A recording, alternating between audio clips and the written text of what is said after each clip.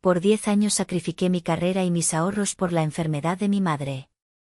En su última cita, su médico me reveló la verdad: ella te ha estado engañando. Su única enfermedad es la manipulación. El aire en el consultorio del doctor Ordóñez siempre olía a antiséptico y a promesas rotas.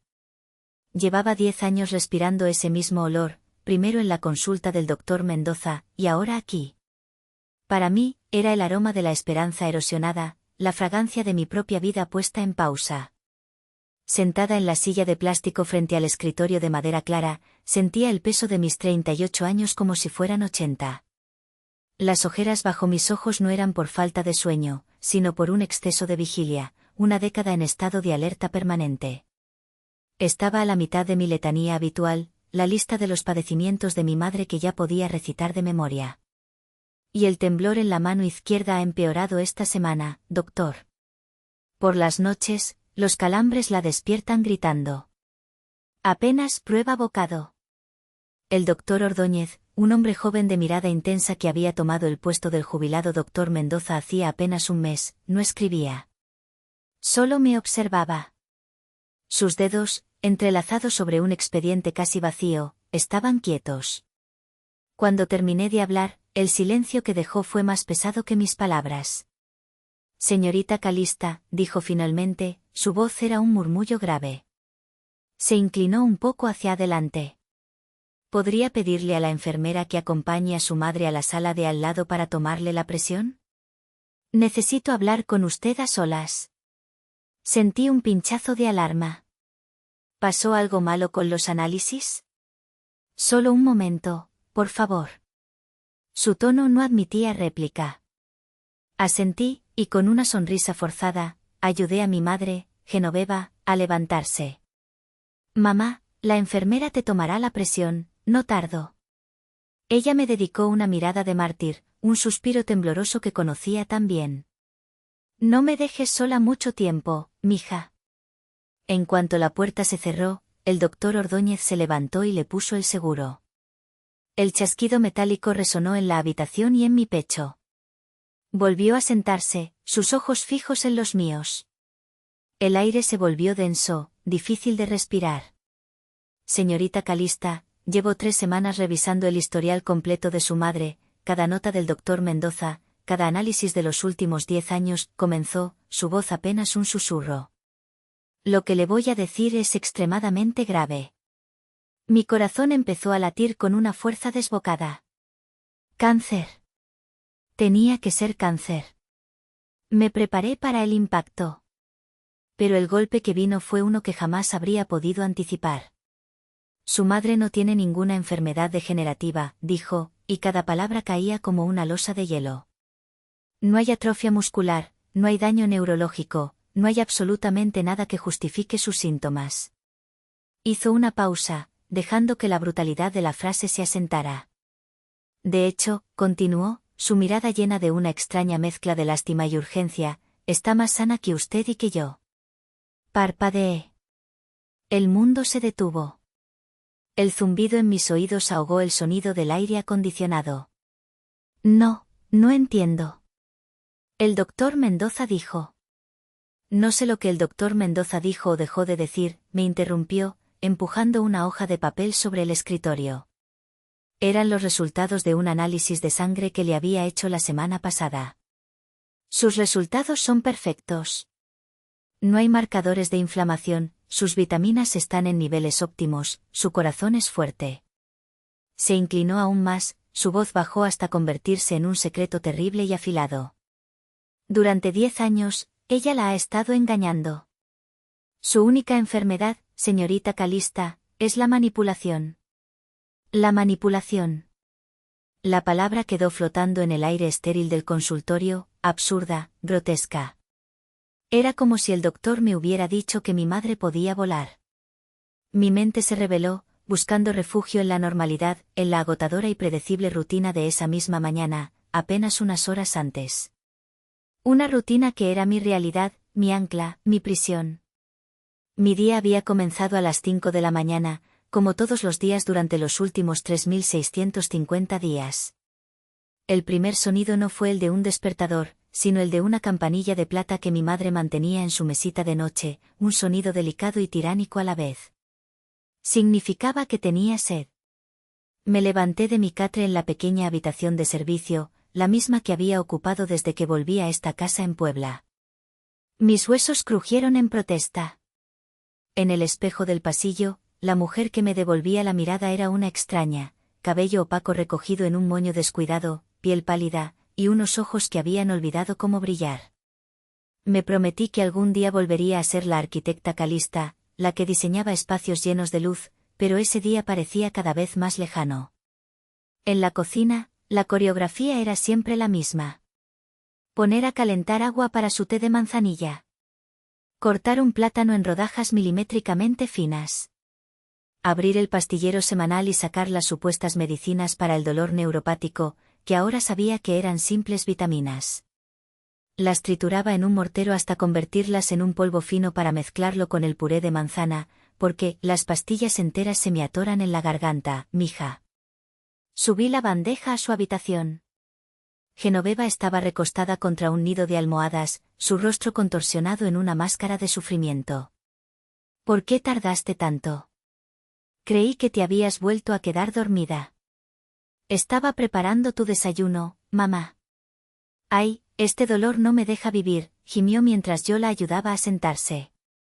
Su cuerpo, que el doctor acababa de declarar sano, se sentía frágil y pesado en mis brazos, un peso muerto que había aprendido a cargar sin pensar. Eres un ángel, Calista. ¿Qué sería de mí sin ti? Esa era su arma más efectiva, la daga de la culpa envuelta en el terciopelo de la gratitud. Me convertía en su salvadora para asegurarse de que nunca pudiera escapar. Mientras le daba de comer, la conversación era un monólogo de sus achaques, salpicado de preguntas pasivo-agresivas sobre mi vida inexistente. ¿Y no has hablado con Silas? Un hombre tan bueno. Lástima que no tuviste tiempo para él. Pero claro, tu deber estaba aquí. Silas. Mi ex prometido. Su nombre era un fantasma que ella invocaba cada vez que quería recordarme todo lo que había sacrificado. Justo cuando terminaba de limpiar, la puerta principal se abrió y entró mi hermano Braulio. A sus 40 años, todavía tenía el aire de un adolescente malcriado. Nunca llegaba para ayudar, siempre para pedir. ¿Cómo está la reina de la casa?, dijo en un tono falsamente jovial, dándole un beso sonoro en la frente a mi madre. A mí, ni me miró. ¿Qué tal dormiste, jefa? Mal, mi hijito, muy mal. Este colchón ya no sirve, siento que duermo sobre piedras, se quejó Genoveva, lanzándome una mirada de reojo. Braulio captó la indirecta al instante.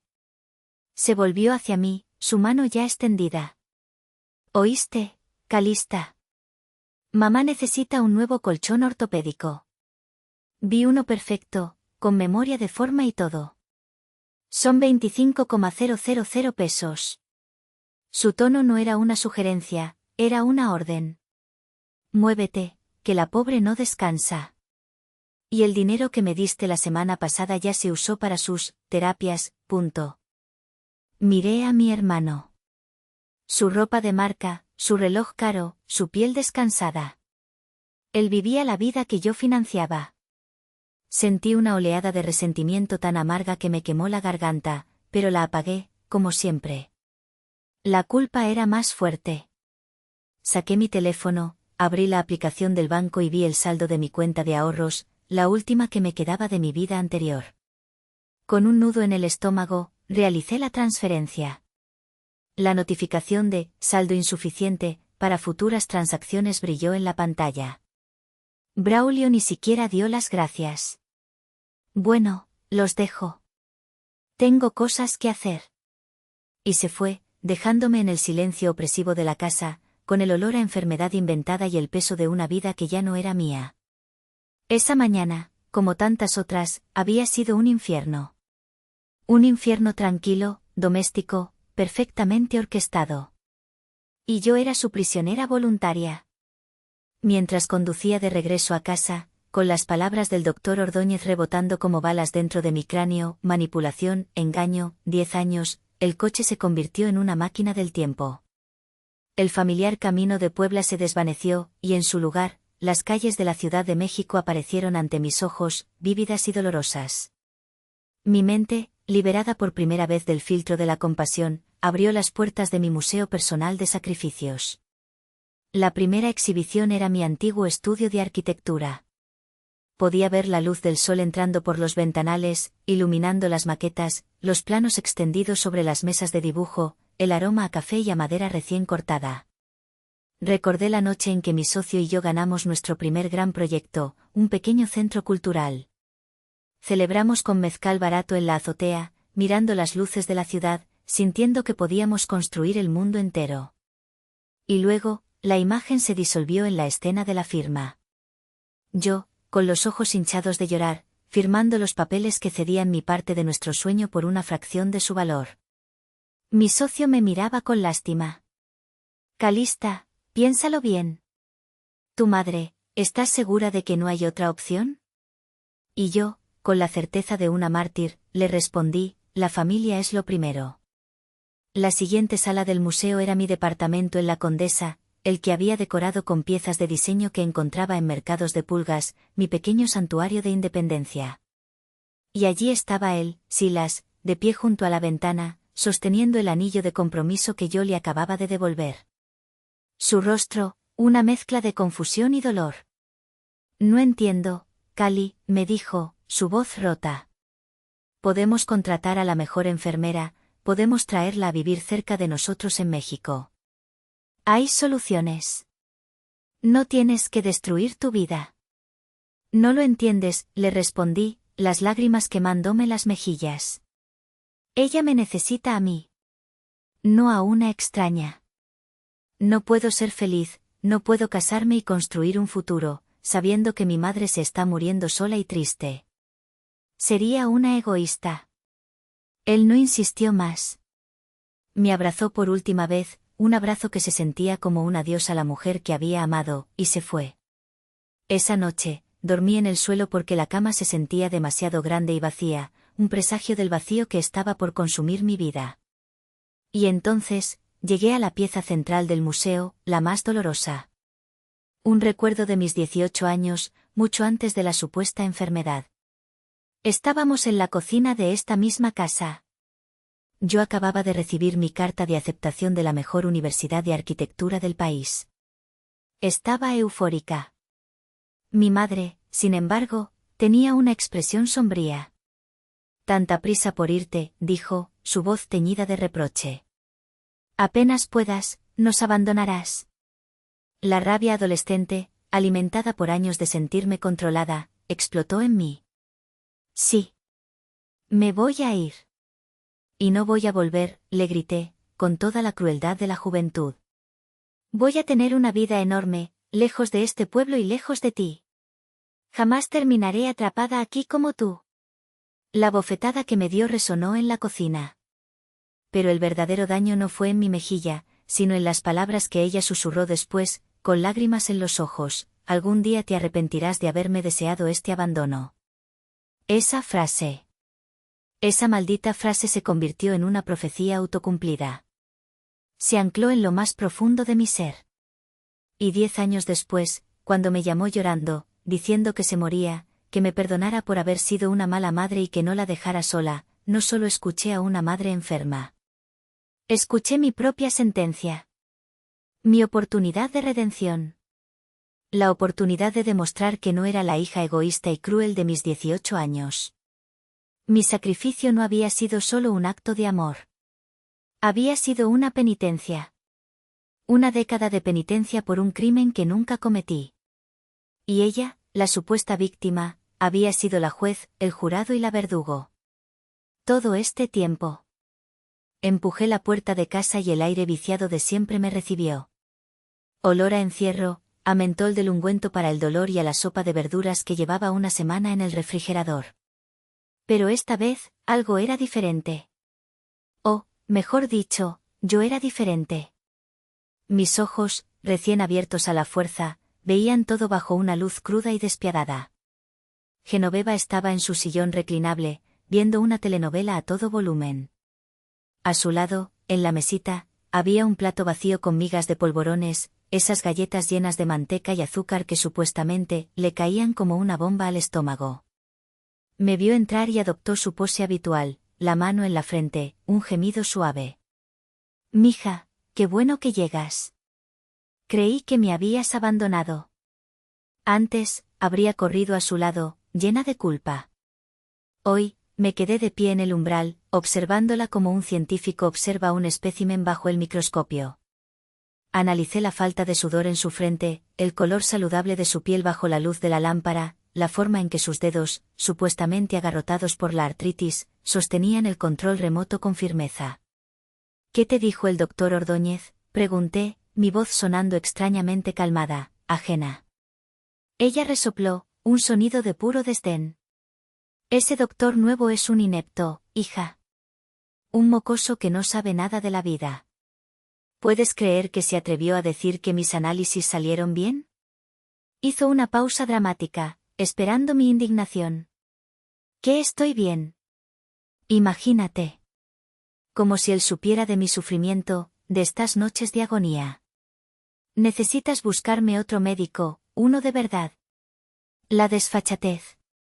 La absoluta y tranquila audacia de su mentira me golpeó con la fuerza de un puñetazo en el estómago. No tartamudeó. No evitó mi mirada. Mintió con la convicción de una profesional, una maestra en su arte. Y esa mentira descarada, pronunciada con tanta facilidad, fue la confirmación que mi corazón, todavía aturdido, necesitaba. No era un error del doctor. Era un engaño. Me acerqué y apagué la televisión. El silencio repentino la sobresaltó. «¿Qué haces?». Estaba en la mejor parte. «Mamá», dije, sentándome en el borde de la mesita de centro, mirándola directamente a los ojos por primera vez en años, sin el velo de la piedad. «¿Exactamente qué te duele ahora mismo?». Ella parpadeó, desconcertada por la pregunta directa. «Pues, todo, mija. Ya sabes. Los huesos, los nervios, es un dolor que no se va». «¿Te duele aquí?», pregunté, y con una lentitud deliberada, extendí mi mano y le apreté el hombro con más fuerza de la necesaria. «¡Ay!», gritó, más por sorpresa que por dolor. «Cuidado, Calista, que me lastimas». «O quizás te duele más aquí», continué, mi voz helada, mientras mis ojos se clavaban en los suyos, buscando una grieta, una sola fisura en su actuación. «¿En tu conciencia?». Por un instante, solo un instante, vi algo en su mirada. No fue miedo, ni culpa. Fue un destello de furia fría, un cálculo rápido. Y luego desapareció, reemplazado por un torrente de lágrimas de cocodrilo. «¿Cómo puedes decirme eso?», sollozó, su cuerpo temblando. «Después de todo lo que he sufrido. Después de que tú eres lo único que tengo. Eres una cruel, Calista. Una hija cruel y desagradecida». El contraataque. La vieja táctica de siempre. Convertirme en la villana. Y por primera vez en 10 años, no funcionó. Me levanté, sintiendo un vacío gélido donde antes solo había culpa. «Voy a preparar la cena», dije, dándome la vuelta. No era una tregua. Era una declaración de guerra silenciosa. Ella había jugado su papel durante una década. Ahora, me tocaba a mí empezar a actuar. Esa noche, la casa se sentía diferente. Ya no era un santuario de cuidados, sino la escena de un crimen que se había prolongado por 10 años. Y yo era la única detective. Esperé hasta que el falso ronquido de Genoveva se volvió rítmico desde su habitación. La puerta estaba, como siempre, entreabierta, una invitación silenciosa para que yo estuviera siempre alerta a sus necesidades. Me deslicé fuera de mi cuarto como una sombra. Mi primer objetivo era su mesita de noche. Siempre había asumido que el único objeto de valor allí era la campanilla de plata. Pero mis nuevos ojos buscaban inconsistencias. Detrás de una pila de novelas románticas y pañuelos usados, lo vi. Un pequeño cable de carga blanco que desaparecía detrás de la mesita. No era para la lámpara. Con un cuidado infinito, moví el mueble. Allí, enchufado a la pared, había un smartphone de última generación, un modelo que yo misma había visto en las tiendas y descartado por ser demasiado caro. Genoveva siempre se había quejado de su viejo teléfono de teclas, diciendo que, toda esa tecnología moderna es cosa del diablo, yo no sé usar esas cosas. Otra mentira. Lo desconecté y me lo llevé a mi cuarto, cerrando la puerta con un sigilo que nunca antes había necesitado. Me senté en el borde de mi catre, el teléfono frío en mi mano temblorosa. Mi corazón latía contra mis costillas como un pájaro atrapado. ¿Y si tenía contraseña? Deslicé el dedo por la pantalla. Se iluminó, mostrando una foto de ella como fondo de pantalla, una imagen de hacía años donde se veía frágil y sonriente. ¿No pidió contraseña? Por supuesto que no. La arrogancia era su talón de Aquiles, nunca imaginó que yo me atrevería a invadir su privacidad. Abrí la galería de fotos y sentí que el suelo desaparecía bajo mis pies. No había fotos de ella enferma. Había docenas de selfies de ella y Braulio en restaurantes caros, brindando con copas de vino.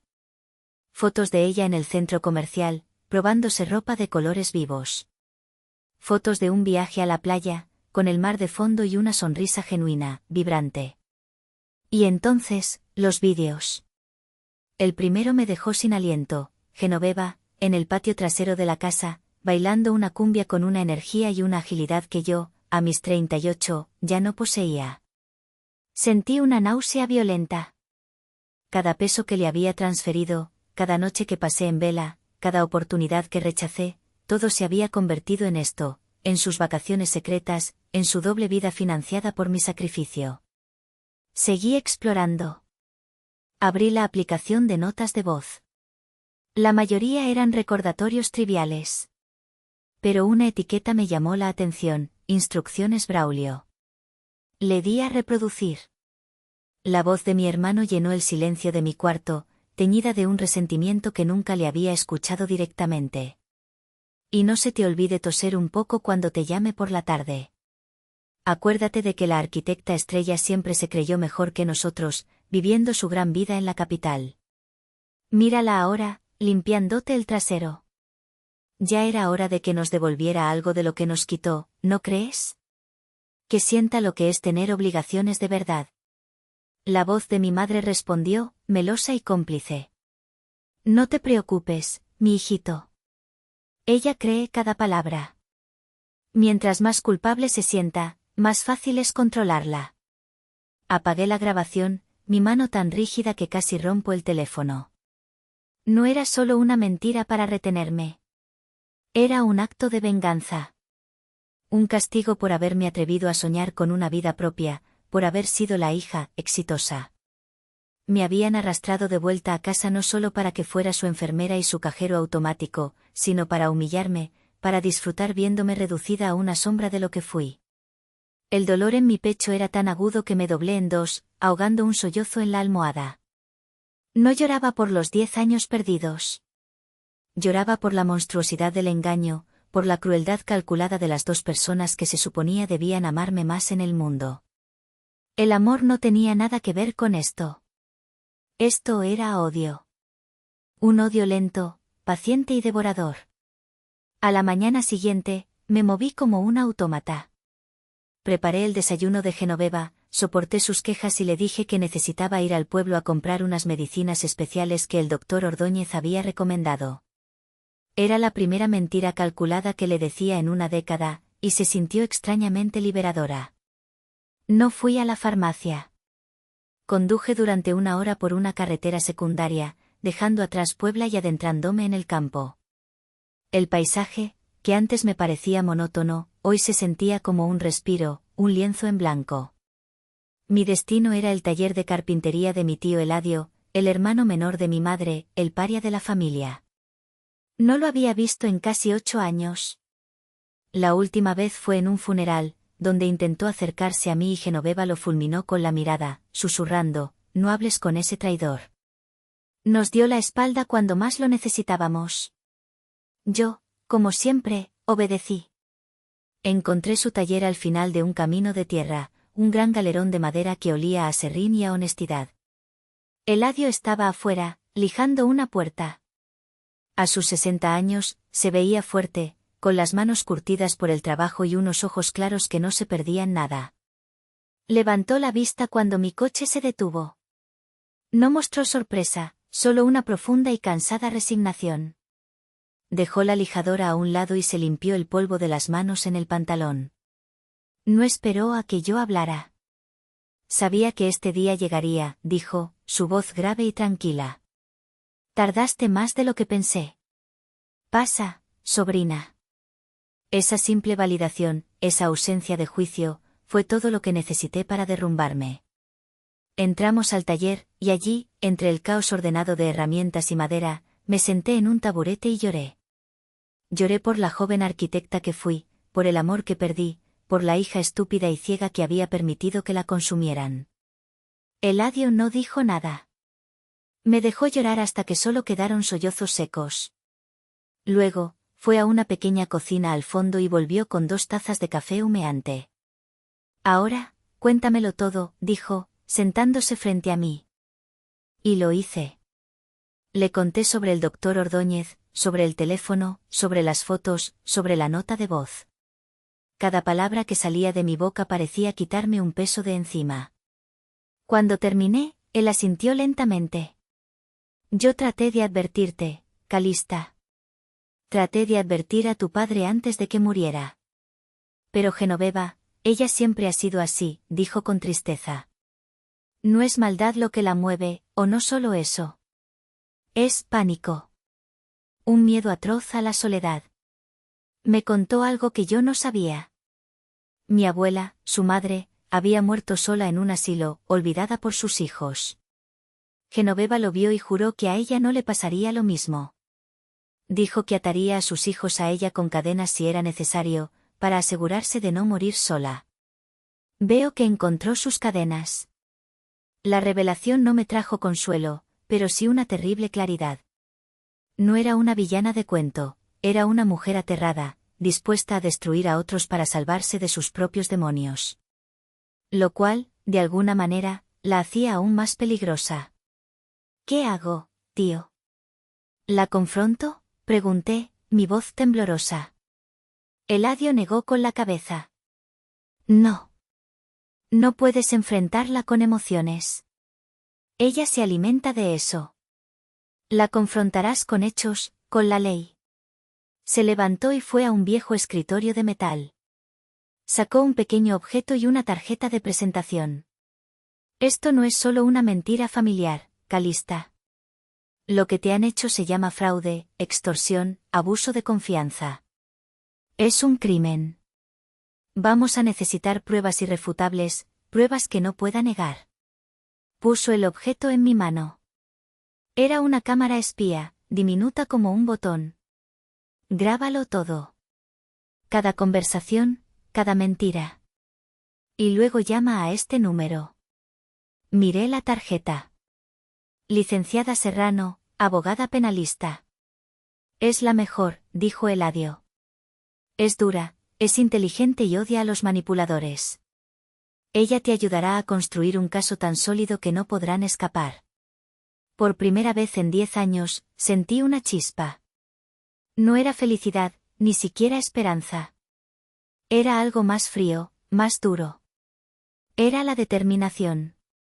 La guerra había comenzado, y yo, por fin, tenía un aliado y un plan. Regresé a casa esa tarde sintiéndome como una agente encubierta en mi propia vida. Cada gesto, cada palabra, era ahora parte de una estrategia. Instalé la cámara espía esa misma noche, ocultándola en una de las figuras de cerámica que abarrotaban la repisa de la sala, su pequeño lente apuntando directamente al sillón de Genoveva. Se sentía sucio, una traición a la privacidad, pero la ironía era tan amarga que casi me hizo reír, estaba usando sus propias tácticas en su contra. Durante los siguientes días, me convertí en la hija perfecta. Atenta, servicial, sumisa. Soporté sus quejas con una paciencia renovada, sabiendo que cada mentira que pronunciaba quedaba registrada. La cámara capturó a Braulio llegando a pedir más dinero para una reparación urgente del coche que usa para llevar a mamá a sus citas. Capturó a Genoveva, una vez que pensó que yo estaba dormida, levantándose para ir a la cocina a por un bocadillo nocturno, moviéndose con una agilidad que desmentía su supuesta agonía. Después de una semana de reunir pruebas, supe que era el momento de tender la trampa. La carnada tenía que ser lo suficientemente grande como para que su codicia superara cualquier atisbo de precaución. Fue durante la cena. Mientras le servía su sopa de verduras, adopté una expresión de emoción contenida. «Mamá, Braulio, tengo una noticia increíble», comencé, mi voz temblando ligeramente para añadir realismo. Ambos me miraron, sus cucharas a medio camino de la boca. «¿Recuerdan a mi antiguo socio, de la firma de arquitectura?», continué. Hablé con él. Le conté lo difícil que ha sido todo, y él se sintió tan mal por nosotros. Hice una pausa, dejando que el anzuelo se hundiera. Ha organizado una colecta entre antiguos clientes y amigos. Mamá, han recaudado 2 millones de pesos. Los ojos de Genoveva se abrieron como platos. Braulio dejó caer su cuchara. «Es para ti, mamá», dije, mi voz ahora llena de una falsa emoción. «Para un tratamiento experimental con células madre en Estados Unidos. Dicen que podría revertir el daño. Podrías volver a caminar». El silencio fue total. Vi la codicia pura y sin adulterar brillar en sus ojos. No vieron a una hija esperanzada. Vieron el premio gordo. «Para celebrar», añadí, asestando el golpe final, «y para discutir los detalles del viaje y cómo manejaremos el dinero, quiero organizar una cena familiar este sábado. Invitaremos a las tías Eulalia y Porfiria. Quiero que todos sean parte de esta bendición». Genoveva fue la primera en reaccionar, sus ojos llenándose de lágrimas de cocodrilo. «Ay, mija, sabía que Dios no nos abandonaría. Eres un ángel, mi Calista, un verdadero ángel». Braulio solo sonreía, una sonrisa lobuna que no llegaba a sus ojos. Ya estaba gastando el dinero en su cabeza. La trampa estaba puesta. Y ellos, ciegos de avaricia, caminaban directamente hacia ella. El sábado por la noche, la atmósfera en el comedor era una mezcla surrealista de celebración y tensión. Las tías Eulalia y Porfiria habían llegado con pasteles y bendiciones, parloteando sin cesar sobre el milagro y la hija tan buena que Dios le dio a Genoveva. Mi madre, sentada a la cabecera de la mesa en su silla de ruedas, interpretaba el papel de su vida, aceptando los halagos con una humildad conmovedora. Braulio no dejaba de llenar las copas de vino, sus ojos brillando con anticipación. Yo me movía entre ellos, sirviendo la cena que había preparado con esmero, mi corazón latiendo con un ritmo frío y constante. La cámara del móvil, discretamente apoyada contra un jarrón, estaba grabando. Cuando los platos del postre quedaron vacíos, me puse de pie. Carraspeé para llamar la atención. «Gracias a todos por venir», comencé, mi voz firme. «Como saben, estamos aquí para celebrar una nueva esperanza para mamá». Sonreí, una sonrisa que no me llegaba a los ojos. «Y antes de hablar del viaje a Estados Unidos, me gustaría compartir con ustedes un vídeo. Un vídeo que muestra el increíble y milagroso progreso que mamá ha tenido en secreto».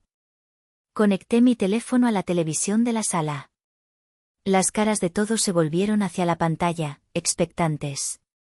Las tías probablemente esperaban un emotivo montaje de fotos. Braulio y Genoveva se miraron, una chispa de confusión en sus ojos. La pantalla cobró vida. La primera imagen era de la sala, grabada por la cámara espía. Y entonces, mi madre entró en el encuadre. No en su silla de ruedas. Caminando.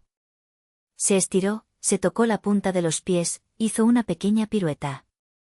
Luego, se puso a bailar una cumbia que sonaba débilmente desde la radio de la cocina. El silencio en el comedor fue absoluto, denso, como si el aire se hubiera solidificado. Tía Eulalia se llevó una mano a la boca, su tenedor cayó al plato con un tintineo agudo. Tía Porfiria parecía que iba a desmayarse. El vídeo cambió de escena. Ahora se veía a Braulio entrando en la sala. «Ya te deposité lo del colchón», se le oía decir a mi madre. Y entonces, la cámara capturó el momento en que Genoveva le entregaba a Braulio un fajo de billetes del dinero que yo le había dado. Para tus deudas, decía ella. Total, la tonta de tu hermana nos mandará más. El caos estalló. Es un montaje, gritó Genoveva, su rostro pálido de rabia. Es una edición. Esta malagradecida nos está calumniando para quedarse con mi casa. Braulio, con el rostro congestionado de furia, se abalanzó hacia mí. Dame ese teléfono, perra mentirosa, rugió, intentando arrebatármelo. Me hice a un lado, mi corazón martilleando, pero mi mente extrañamente clara. Todo estaba saliendo según el plan. Pero ellos no sabían que esto era solo el primer acto de la obra. Justo cuando Braulio intentaba abalanzarse sobre mí, Genoveva hizo algo que nadie esperaba. En lugar de seguir gritando, se quedó en silencio. Una extraña calma descendió sobre ella. Su rostro, antes pálido de pánico, se endureció, adquiriendo una expresión de fría y absoluta desprecio. Braulio, siéntate, ordenó, su voz ya no era la de una víctima temblorosa, sino la de una matriarca de hielo. Mi hermano, desconcertado, obedeció. Lentamente, con un gesto que era todo menos frágil, Genoveva empujó las ruedas de su silla, no para huir, sino para moverse hacia una vieja caja fuerte que estaba oculta detrás de un cuadro en la pared. Mis tías la miraban como si hubiera resucitado un fantasma. Yo contuve la respiración. Esto no estaba en mi guión. Giró la combinación con una memoria perfecta y la puerta metálica se abrió con un quejido. De dentro, no sacó medicinas ni joyas. Sacó una carpeta de cuero vieja y gastada. La arrojó sobre la mesa del comedor con un golpe seco que hizo saltar los platos. ¿De verdad crees que todo esto se trataba de mi salud, estúpida?, espetó, su mirada clavada en mí, llena de un veneno que nunca antes había visto tan puro. Esto nunca fue por la enfermedad. Abrió la carpeta. Dentro había documentos amarillentos por el tiempo. Un poder notarial, estados de cuenta bancarios, contratos. ¿Recuerdas esto, Calista?, dijo, deslizando el poder notarial hacia mí. Lo firmaste cuando cumpliste 22 años. Tu padre acababa de morir y te convencí de que era para proteger tu herencia de los buitres. Te di tanto poder, me dijiste. Eras tan inocente. Mi sangre se heló. Recordaba vagamente haber firmado algo, confiando ciegamente en ella en medio del dolor por la muerte de mi padre. Tu padre, continuó Genoveva, su voz goteando malicia, te dejó una herencia considerable. Casi 3 millones de pesos de esa época, invertidos en acciones. Un pequeño tesoro para asegurarte el futuro. Hizo una pausa, saboreando el momento. Pero tu hermano tenía ideas de negocios. Y yo siempre he confiado en mi niño. Invertimos tu dinero. Y lo perdimos. Todo. Hasta el último centavo, hace más de 12 años. Un jadeo colectivo llenó la habitación. Tía Porfiria empezó a llorar en silencio. Braulio miraba al suelo, avergonzado por primera vez en su vida. Cuando te comprometiste con ese bueno para nada de Silas y empezaste a hablar de usar tu dinero para comprar una casa, supimos que el juego se había acabado, confesó, su voz desprovista de cualquier remordimiento. No podíamos decirte la verdad. Habrías visto lo incompetentes que éramos. Así que te dimos una tragedia mejor, una más noble. Me miró, y en sus ojos vi el abismo de su crueldad. La enfermedad no fue un castigo, Calista. Fue una misericordia. Fue un acto de amor para evitarte el dolor de saber que ya estabas en la ruina, que tu futuro se había esfumado. Te estábamos protegiendo de la verdad. El aire salió de mis pulmones. La mentira de la enfermedad era una cosa. Pero esto era un nivel de traición tan profundo, tan antiguo, que reescribía toda mi vida. No me habían robado 10 años. Me lo habían robado todo, desde el principio. Me quedé allí, de pie, el mundo entero girando a mi alrededor. La confesión de mi madre era un monstruo mucho más grande que el que yo había venido a cazar. Era una aniquilación total de mi pasado, presente y futuro. Mis tías me miraban con una lástima que me revolvía el estómago. Genoveva, al ver mi rostro descompuesto, sonrió.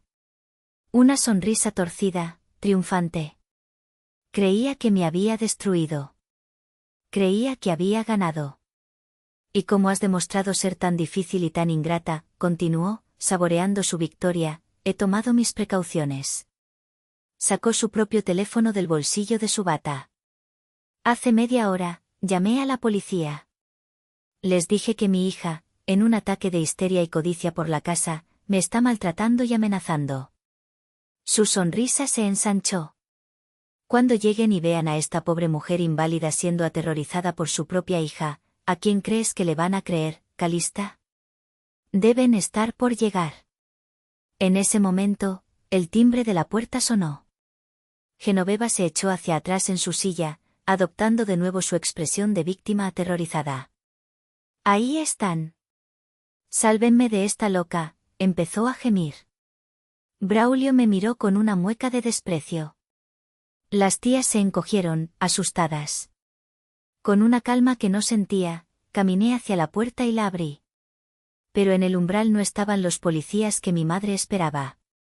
Allí estaban la licenciada Serrano, impecable en su traje sastre, mi tío Eladio, con una expresión sombría, y detrás de ellos, 2 detectives de la Unidad de Delitos Financieros.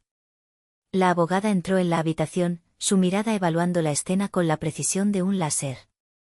Ignoró los gemidos de mi madre. Buenas noches, señora Genoveva, dijo la licenciada Serrano, su voz clara y cortante como el cristal. No estamos aquí por una denuncia de maltrato. Estamos aquí para ejecutar una orden de arresto por los delitos de fraude, administración fraudulenta y conspiración. Se volvió hacia los detectives. La cámara que ven en esa repisa, dijo, señalando mi dispositivo, ha grabado una confesión completa de malversación de fondos de una herencia que data de hace 16 años. Su propia admisión, señora, acaba de completar nuestro caso de una década. La cara de Genoveva se transformó. El color desapareció de su rostro. La trampa que había tendido con tanta arrogancia no era para mí. Se acababa de cerrar, con un chasquido metálico y definitivo, sobre ella misma. Lo que siguió fue un colapso total, pero no el mío. Fue la implosión de su mundo de mentiras. Los detectives entraron, sus movimientos eficientes y desapasionados. Le leyeron sus derechos a una Genoveva que ahora temblaba de verdad, no por una enfermedad fingida, sino por puro y llano terror. Braulio, al verse acorralado, intentó la única táctica que conocía, la agresión. Ustedes no pueden hacer esto. Ella es una anciana enferma, gritó, señalando a su madre. Uno de los detectives lo miró sin inmutarse. Señor, usted también está bajo arresto como cómplice en todos los cargos. Cuando le pusieron las esposas a mi hermano, su fachada de hombre rudo se desmoronó, revelando al niño asustado que siempre había sido. Miró a nuestra madre, buscando ayuda, pero Genoveva estaba perdida en su propio pánico. Las tías Eulalia y Porfiria, que habían sido el coro griego de esta tragedia, ahora estaban mudas, sus rostros pálidos de vergüenza y complicidad. Habían sido las facilitadoras, las que con sus, pobrecita Genoveva, y, qué buena hija es Calista, habían ayudado a tejer la red que casi me asfixia. La licenciada Serrano se acercó a ellas. Ustedes 2 serán citadas para declarar como testigos. Les aconsejo que digan la verdad. Mientras se llevaban a Genoveva, su mirada se encontró con la mía. No había arrepentimiento en sus ojos. Solo un odio puro, incandescente. Te vas a quedar sola, me siseó, su voz llena de veneno. Igual que tu abuela. Morirás sola en un asilo. La amenaza que una vez me habría paralizado de culpa, ahora rebotaba contra la armadura que había forjado en los últimos días. La miré, no con odio, ni con amor, ni siquiera con lástima. La miré con un vacío sereno, con la distancia de una extraña. Prefiero estar sola que mal acompañada, mamá, le respondí con calma. Y en ese momento, supe que era verdad. La soledad ya no era mi mayor miedo. Mi mayor miedo había sido vivir una vida que no era mía, y de ese miedo, por fin, me había liberado. Tío Eladio se acercó y puso una mano en mi hombro. Su presencia era un ancla en medio de la tormenta. Se acabó, sobrina, me dijo en voz baja. Realmente se acabó. Miré alrededor del comedor. Los restos de la cena, las copas de vino a medio beber, la silla de ruedas vacía en la esquina. Parecía el escenario de una obra de teatro después de la función final. El telón había caído, y los actores principales se habían ido, no a recibir aplausos, sino a enfrentar la justicia. Me sentía exhausta, vacía, pero por primera vez en una década, sentía que podía respirar. Un año después. El aire de Querétaro es más seco que el de Puebla, más limpio. Mi estudio de arquitectura no es grande, pero es mío. La luz del sol inunda el espacio a través de un gran ventanal, y en la pared cuelgan los planos de mi primer proyecto en solitario, un pequeño centro comunitario para un barrio de bajos recursos. El proceso legal fue largo y feo. Gané el caso civil. Tras la venta forzosa de la casa y de los pocos bienes que les quedaban a mi madre y a mi hermano, recuperé una fracción de mi herencia. No fue ni la mitad de lo que me robaron, pero no se trataba del dinero. Se trataba de un cierre. Genoveva y Braulio recibieron sentencias de prisión por fraude. No he vuelto a saber de ellos, salvo por las cartas que mi madre envía a través de las tías y que yo tiro a la basura sin abrir. Al principio, la libertad fue abrumadora. El silencio de mi propio apartamento era ensordecedor. Las noches estaban llenas de pesadillas. Pero poco a poco, aprendí a llenar ese silencio con mi propia voz. Volví a dibujar, a diseñar, a construir. Al principio, eran proyectos pequeños, remodelaciones para amigos. Pero la pasión, una vez que se le permite respirar, crece. Mi relación con tío Eladio se ha fortalecido. Hablamos cada semana. Él nunca me dice, te lo dije. Solo me pregunta cómo van mis planos. Es el único ancla que conservo de mi antigua familia, y es suficiente. Hoy, mientras reviso los detalles de la cimentación del centro comunitario, pienso en la ironía. Pasé 10 años atrapada en una estructura podrida, cuidando de una fachada que se derrumbaba. Y ahora, dedico mi vida a crear cimientos sólidos, a construir espacios donde la gente pueda reunirse y sentirse segura. La traición me quitó mi pasado, me robó mi juventud y mi dinero. Pero, a cambio, me devolvió mi futuro. Un futuro que ahora diseño yo, con mis propias reglas, con mis propias manos. La libertad tiene un sabor agridulce, a veces solitario, pero es real. Es el sabor del aire fresco después de una década de encierro. Ayer recibí un mensaje de mi tío Eladio. Las tías le han estado insistiendo. Dicen que mi madre está muy enferma en la prisión, esta vez de verdad, y que su último deseo es que yo al menos conteste una de sus cartas. Borré el mensaje sin siquiera dudarlo. Dicen que la familia es para siempre, pero la mía construyó mi cárcel con los ladrillos del amor y el cemento de la culpa. ¿Hago mal en demolerla por completo, hasta los cimientos, para poder construir mi propia casa? ¿Ustedes qué harían?